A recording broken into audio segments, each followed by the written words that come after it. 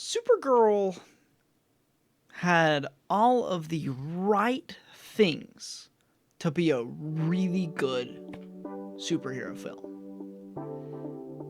But unfortunately, I have to say that this movie was kind of just an average superhero. Delicious hot schmoes.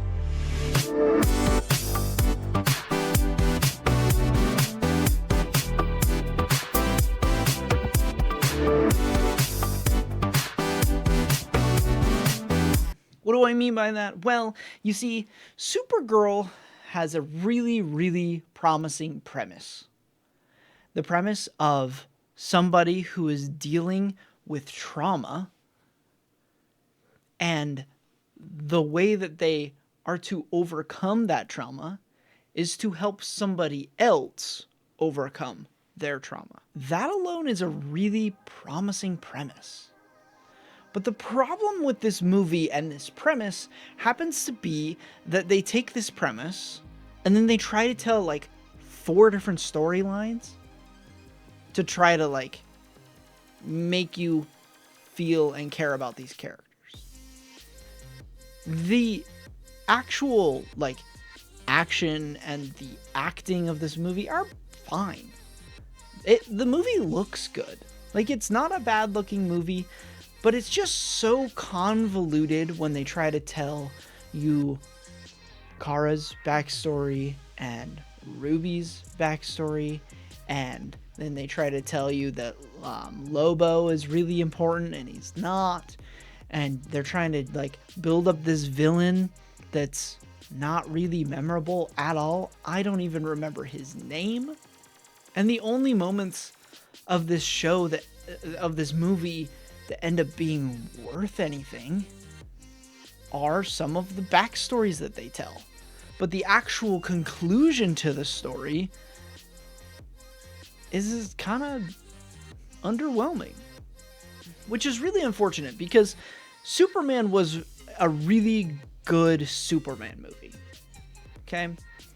And David Cornsweet is a great choice for Superman. And Millie Alcock is also a really good casting for Supergirl. I think that she plays the part very well. She looks the part very well. And her and David Cornsweet's chemistry as sibling-esque characters, from the little that we've seen, is really good. And so when you watch a movie and you're expecting like greatness and they don't deliver on that, it's really unfortunate. Now, Supergirl wasn't a bad movie. Like, it's not like I wouldn't put this in like Ant-Man Quantumania levels of bad. Darren? Surprised to see me? Because it's not that bad. But it's just kind of average. It's just kind of like a superhero film. And that makes me... it made me kind of sad. I'm going to be completely honest. Yeah. The other thing that I really didn't like is the fact that they marketed this movie and made it seem like Jason Momoa's Lobo was going to be a really, like, big and important part of this story. He's not, by the way. He's probably in the movie for a total of maybe like 7 minutes of screen time. And it's... Jason Momoa looks really good as Lobo, but unfortunately, when you're watching him as Lobo, you only see Jason Momoa. And that's unfortunate. Because Jason Momoa is the kind of person that is really cool. He comes across as a really like cool and kind and funny person. I don't know if he actually is, but he comes off that way. And he's playing a character that is supposed to be basically cold-hearted, doesn't care about anybody, and is a little bit insane. And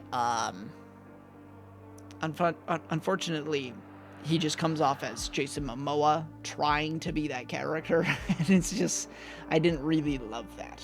But like I said, Millie Alcock as Kara is great. the parts of the movie that talk about her backstory with Krypton is the best part of the film. It looks the best, the acting is great, and the story actually makes you start to care about something. Unfortunately, it doesn't feel like that carries over super well into the rest of the story. But yeah, this is an alright movie. Not great, not bad, just an average superhero film.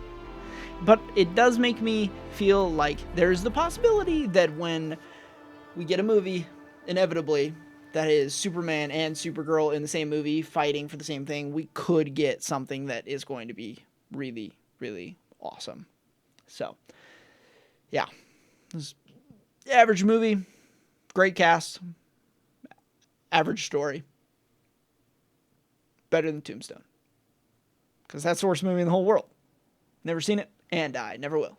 Peace.